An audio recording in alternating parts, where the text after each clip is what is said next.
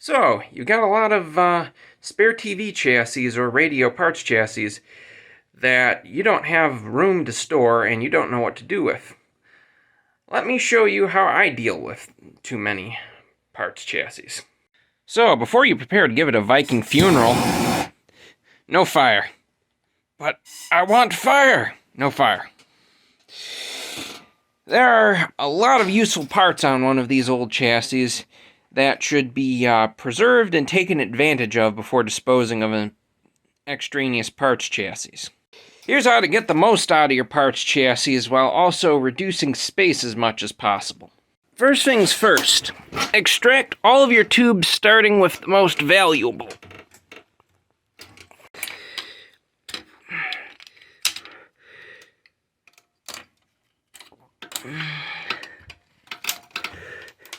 Separate shields and put them in another location for those pesky sets where some idiots removed half of the shields and not put them back. Or those really pesky sets where someone removed all of the shields and didn't put them back. Take your spare tubes and deposit them in your reserve tube stock. If you know what your chassis is out of, pull up the SAMs or riders for it. In this particular case, we have a KCS 47 chassis out of the set I resurrected at the beginning of this year. This set is the only set I have with a 21 megahertz IF, so it is useful as a parts donor for sound and video IF coils for other 21 megahertz IF TVs, so I should preserve all of those parts. But I am not just going to preserve all of those parts. I'm going to preserve everything useful other than the chassis sheet metal. Now, the first thing you want to do once you have the service information, SAMs or riders, looked up for the set is find the chassis layout where it denotes the different inductors on the chassis. For instance, L24 is this guy right here. Take all of that information and scribe it onto your parts. And use a paint pen or a fine tip Sharpie. I don't have a fine tip Sharpie, so paint pen it is. We're going to go L24. As for SAMs, 113-7. Now I can look up that SAMs, look up this coil, and know what it is. Proceed to do that to all inductors above chassis and below that you can find. Next, with the aid of socket driver and wire cutters, dismantle the chassis. Starting with large and or heavy assemblies first, remove everything that you can readily unbolt from the television.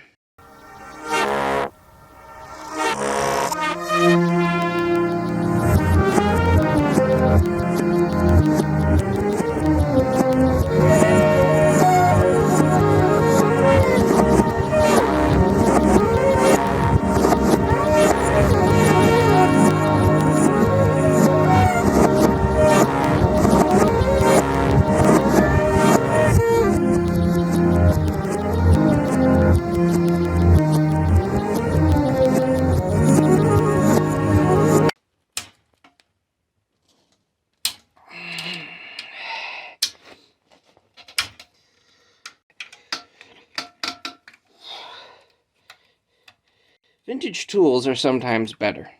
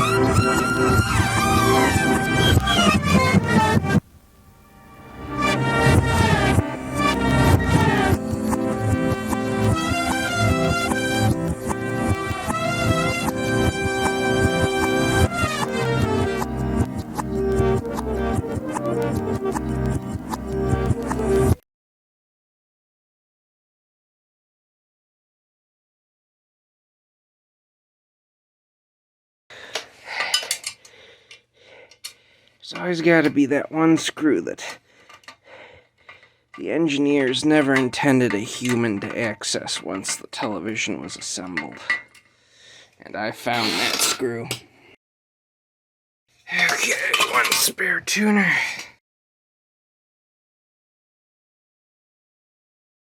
Next, recover all of the junk box capacitors you put into the set while resurrecting it, as these modern junk box capacitors will again be useful at some point in the future on another resurrection.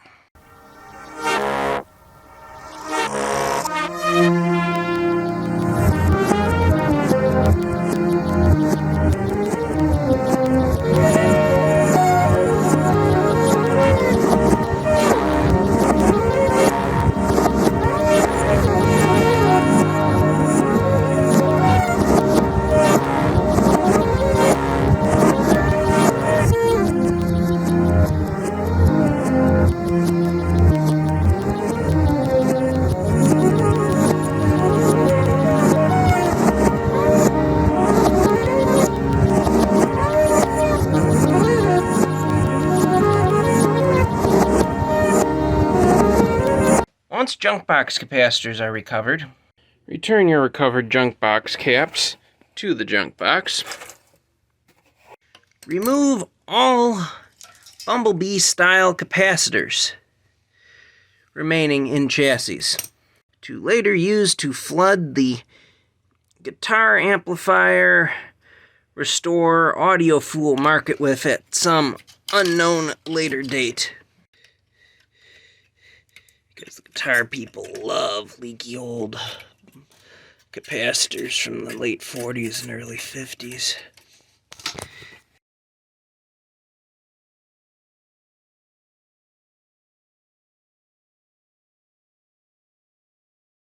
Ah, there they are. One box of Bumblebees. Now, for the sake of sanity, we want to remove leads that go under chassis.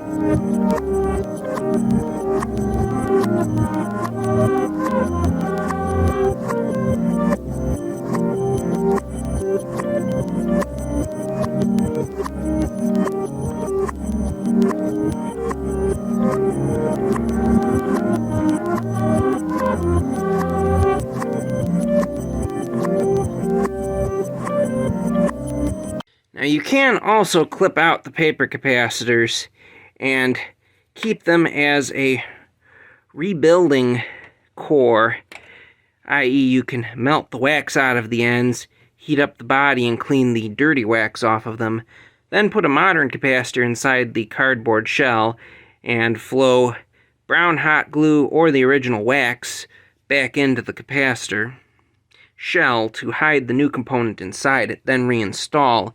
Having these for sets that have non-rebuildable capacitors is nice. However, I have an entire box of wax paper capacitors that can be used for rebuilding stock. Ignore the plastic one that I'm keeping as an example of bad components. These are all, if I ever need to have a capacitor to rebuild another capacitor with. I have way too many of those category of capacitors, so I'm just going to round file the old wax paper capacitors into my garbage can.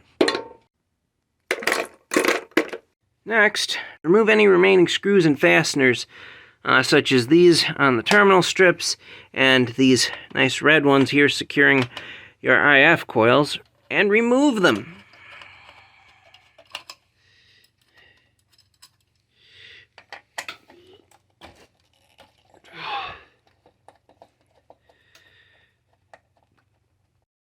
Once you've removed all fasteners, such as the ones securing your IF coils, cut all the leads that go to said coils, and remove said coils, and retain them for future potential use and or need by you or other collectors.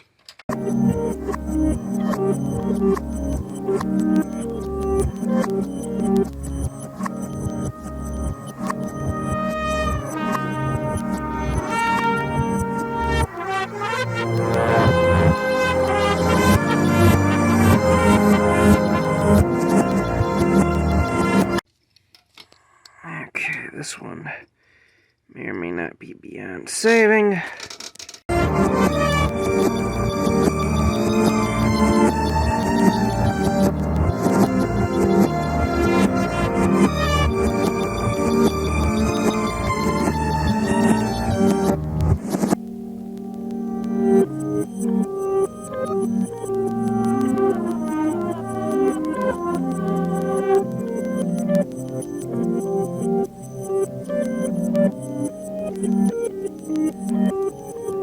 And for terminal strips that you are able to remove the bolts on, locate wires and components that tether said terminal strips into the television, and delete those wires with extreme prejudice. What do you mean, cut the blue wire? They're all blue wire! テレビだと赤い線か青い線選ぶやつやれば止まってた。全部黒い線。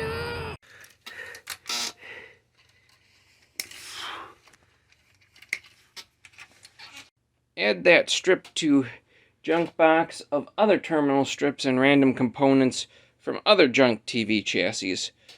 The carbon comp resistors, if you're A, desperate, B, a stickler for originality, or C, incredibly cheap, are potentially reusable in some cases. Having original terminal strips is also useful, as sometimes these sets contain unusual topologies of terminal strip that cannot readily be obtained new anymore. And if you need that particular terminal strip for another television set, having it on hand can be very useful. You can preserve the can electrolytic capacitors for reuse in restuffing operations. When the cans have a cardboard sleeve over them, I typically try to grab the sleeve on said can and twist and yank sleeve off. Heat can also be applied if the tar that holds it on has not sufficiently degraded in its glue bond over the years. I typically only save the cardboard sleeves because I have lots of cans, but you can save the cans too if you wish. Next, we can save the tube sockets, terminal strips, and other riveted components that remain on this chassis by taking a power drill and drilling said rivets out. And for rivets that are hard to get at with a drill, or if you do not have a drill, if you happen to have a Dremel with a grinding wheel, you can grind, or a cutoff wheel, you can grind the heads off the rivets.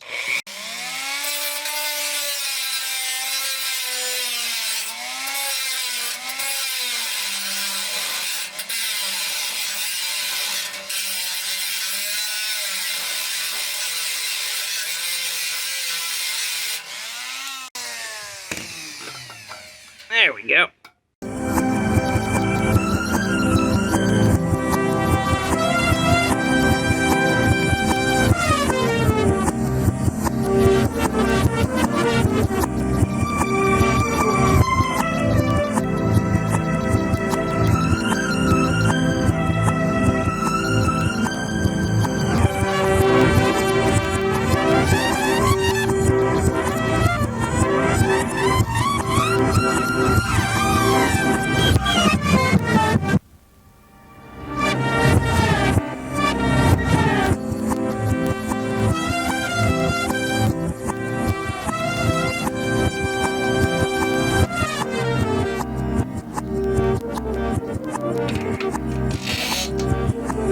Replacement power interlock acquired.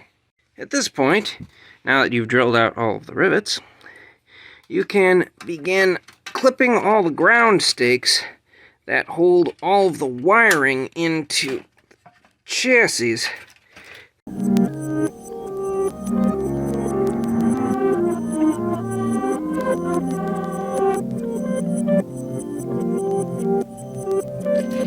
Looks like I forgot the one on this terminal strip here, because it's too close to the can caps.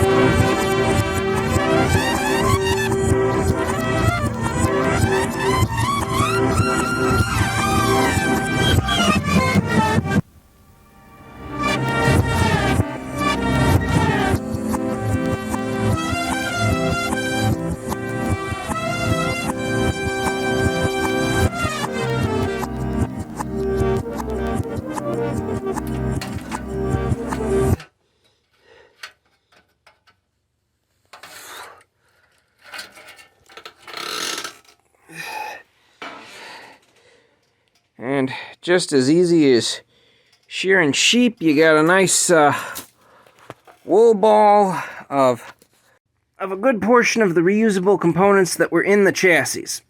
And just like that, we are left with a denuded chassis and all of the components that came from said chassis. The components can be reused and picked from at your leisure and take up significantly less space than the complete chassis did. Fall cleaning is pretty much complete. And make sure to save all of the screws and fasteners that you removed from the set and sort them into your vintage fastener bins. You never know when you will need a period-correct screw. That's what she said! And with that, my demonstration of how to get everything you need off of a chassis is complete.